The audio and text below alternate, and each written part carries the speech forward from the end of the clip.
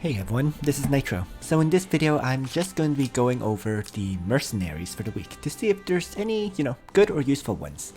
And let's start with the highest power, presumably Elwin, which is actually very, very usable at first glance. Let's take a look at the enchants though. It has all SSR gear, right? Power is 6187, and the enchant wise, there's a 5% defense increase with 4 defense. Bloodline magic armor with 10% magic defense and 9% defense. Aeneas' helmet with 5% defense, 1% hit points, and 5 defense. That part's a little bit iffy. And then an Overlord's badge with 4% hit points, 4% magic defense. Enchants, so overall, enchants could be better, especially with, let's say, a focus on hit points and defense increase. But despite that, I would say this Ledin is overall usable. Keep in mind though that Ledin is not considered a top tier tank for PvP, right? The top tier tanks are generally considered to be Langrisser and Juggler. So I would say it's usable, let's say below gold rank. At gold rank and above, probably not. Next, Elwin. Now this Elwin, I'm honestly kind of torn on. On one hand, it looks like it has darn good equipment except for the armor. On the other hand, it is an infantry class. So let's take a look at the enchants though. 12% attack with 8 attack. This is effectively, let's say, 13 to 14% attack, so that's respectable. The armor really hurts in my opinion, being SR and with 6% hit point increase. There is a vampire mask with 9% hit point increase, which is pretty good. And then there is Apex boots with 6% attack increase. So overall, you're looking at, let's say, 19% attack increase with another 15% hit point increase, I suppose, which is slightly below average, but kind of respectable. The big failure, though, in my opinion, of this Elwin is the infantry class, right? Infantry class would be basically useless against a Langrisser tank if you run into one. So once again, I would say gold and below, it could be used. In gold and Langrisser, you'd probably skip it, because what you really want for PvP is actually a Lancer Elwin that can potentially one-shot a Langrisser tank, right? So, two mercenaries that are, I guess, usable gold and below. The third character to go over is a Leon at 6,000 power. Equipment-wise, it's all SSRs, but let's take a look. 9% attack increase on the Seal Guardian. 4% attack increase, so that's adding up to 13% so far. Another 3%, so 13 plus 3 is 16%. And then 16% plus another 6 is a total of 22% attack increase, which is respectable. It's manageable. There's 6% hit points, 5%, so you're looking at 11% hit point increase so far. 10% magic defense, which is kind of 11% plus another 3%, so 11. So 14% attack increase and 22%. Sorry, 22% attack increase and 14% hit point increase. Overall, I would say usable. Yeah, and that's my conclusion. I mean, people I think definitely would have better. They could have better Leons. For example, my Leon is 6454 power. Mind you, keep in mind that power is affected by soldiers, as people keep saying in my videos. But overall, this is 551 plus 331 attack. And my personal Leon is 571 plus 345. So it looks like that Leon is somehow missing a bit of attack. It might not have the full double class mastery. Like, it has all the skills, but my suspicion is it might be lacking some kind of class mastery bonus, because it's 6 stars. Actually, there's two potential causes. First is it might not have the full double class mastery, and second is it might not have, let's say, the heart bond finish for the plus 5% all stats. So either way, it's missing a bit of attack, but despite that, definitely a usable Leon if you bring Leon in your party of 15 for Apex Arena. So there, I guess that's the first one that is truly usable regardless, as long as you don't have a built-up Leon anyways. Continuing on. Joshua. Dark Cave, which is one of the newer servers. Well, this one does have the double class mastery, right? Phantom Raid and Dark Demise and so on.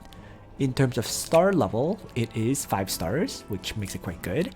And gear-wise, it does have 3 SSRs, 1 SR unfortunately. But let's take a look. So Extreme Magic Bow, 9% attack with 11 attack.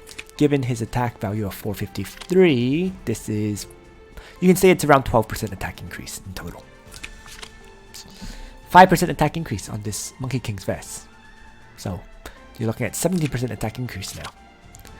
Another 4% here. So 17 plus 4, 21% attack increase. And then finally 7%.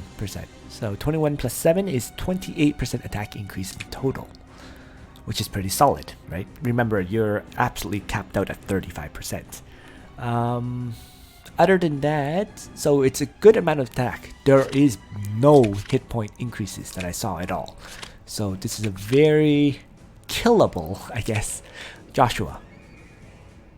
But despite that, I would say usable, because Joshua is brought more for AoEs and faction buff than anything else, right? So in fact, if I need another AoE attacker, right, especially with a faction buff for time and space, I can consider using Joshua. Right? This Joshua, after all, is 5 stars. Despite the lack of hit point increases, it still has a, I guess, decent amount of survivability, I would say. So it's definitely usable. The main appeal, in my opinion, the main appeal of bringing Joshua in general is for the fact that his Dark Demise skill dispels 2 enemy buffs, right? And his Phantom Raid allows him to AoE and retreat. So as an AoE attacker, he is quite solid and, in my opinion, worth bringing. Like, in my case, right, I've been missing AoE attackers, so I've been bringing more single target strikers like Leon and Elwin and so on. With this Joshua, I can choose to remove one of these single target strikers in favor of adding another AoE striker. So for this week, I'm going to give it a shot. You know, I am definitely worried about its survivability because of the low hit points. You're looking at what, around 4,400 hit points, roughly.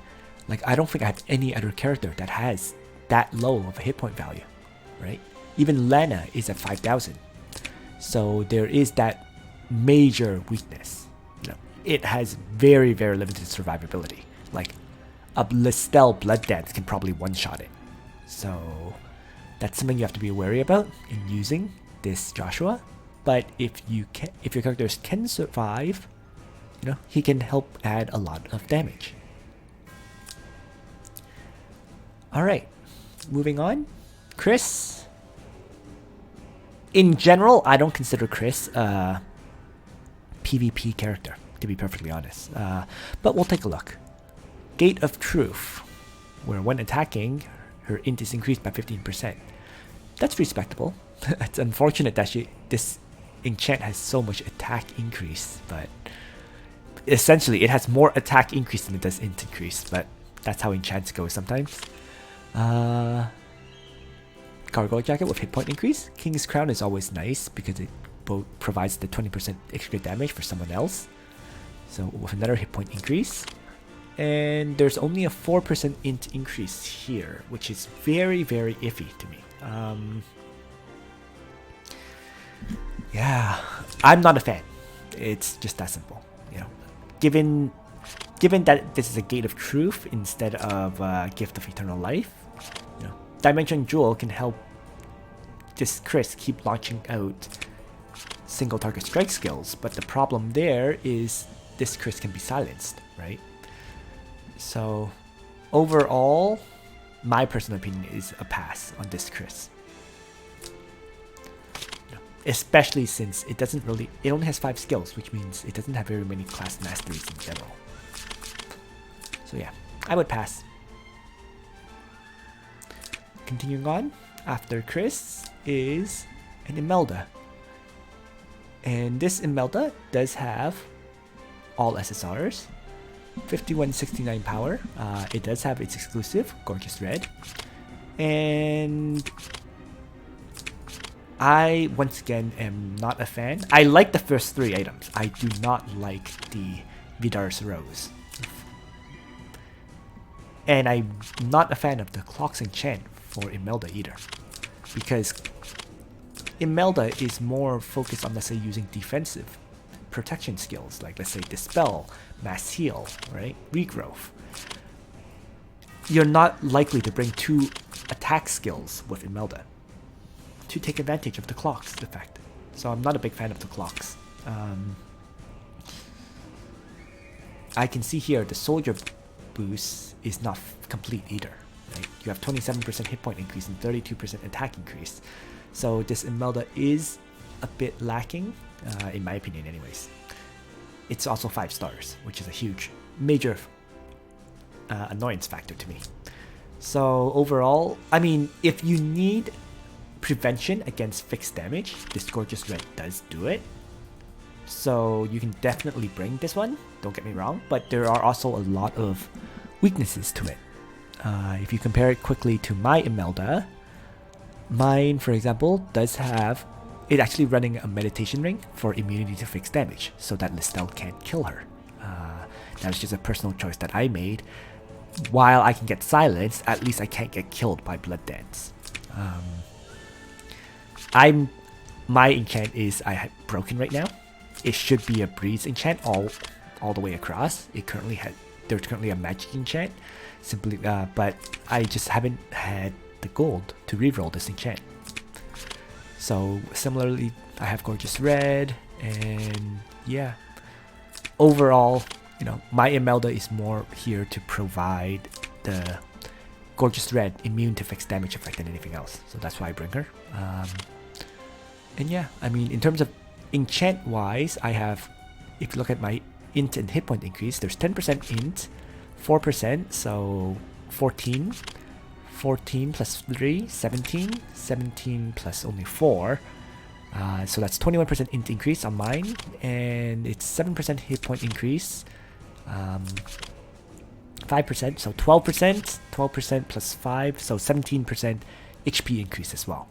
So whether mine is truly better than this one is debatable because they're both 5 stars. The main thing is mine cannot be killed by Listel, while this one definitely can get one-shotted by an enemy Listel. So that big difference, in my opinion, makes this Imelda actually a pass. It's just, if you're bringing, in my opinion, if you're bringing Imelda, you're bringing her primarily for the immunity fixed damage. That would be her primary purpose, and for Dispel to remove debuffs and so on, right? And healing. So you need that immunity fixed damage. It's just that simple. So you either give her a meditation ring or you give her the Swordsmith medal. It has to be one or the other. So yeah, overall, I would say, you know, if you're desperate, you can bring this one, but be aware that an enemy Listel can very easily one-shot this Imelda, even though she provides fixed damage protection for everyone else. Continuing on, Jessica, 4860 power, all SRs pass. Cherie, all SRs, 5089 power, only 5 stars though. So I would say pass right there. Generally speaking, if you're using Cherie, she really needs to one-shot targets, which means and she needs her Wild Princess talent to have the 2-turn cooldown. So if you're using Cherie, she pretty much has to be 6 stars with close to 35% attack increase in general, and this Slayer's Emblem enchant of 4% really kills it. I like the 4% here on the Assault. I like the Last Rites with 3% 4 attack and 6% hit points. I really don't like the Slayer's Emblem. That really needs a reroll. So, and I also don't like the Last Knight overall. Like, I personally feel Last Knight is much worse than any axe that you can bring on Cherie. So yeah, pass. Right, 429 plus 284 power attack value is just very low for Cherie. Moving on, there is a Sophia, which I'm going to say pass right now because of 2 SR items. This is clearly a PvE oriented Sophia. This is really all you need, but for PvP, definitely not. And finally, Freya, who has a bunch of SR gears rather than SSR, you can say pass as well. So yeah. Alright, so in conclusion, you really have, I guess, the first 4 are relatively usable. I would say these 2 are usable even potentially in gold if you don't have a built Leon, or if you need another AoE attacker in Joshua and you don't have a built up one. I would say these 3, which is Ledin, Elwin, and Imelda, are probably usable in gold and below. Sorry, below gold, so bronze and silver. Alright, so, but overall, it is a fairly dry week. That's just the way it goes. So, thanks for watching everyone. I hope you found this video useful. And on that note, Nitro out.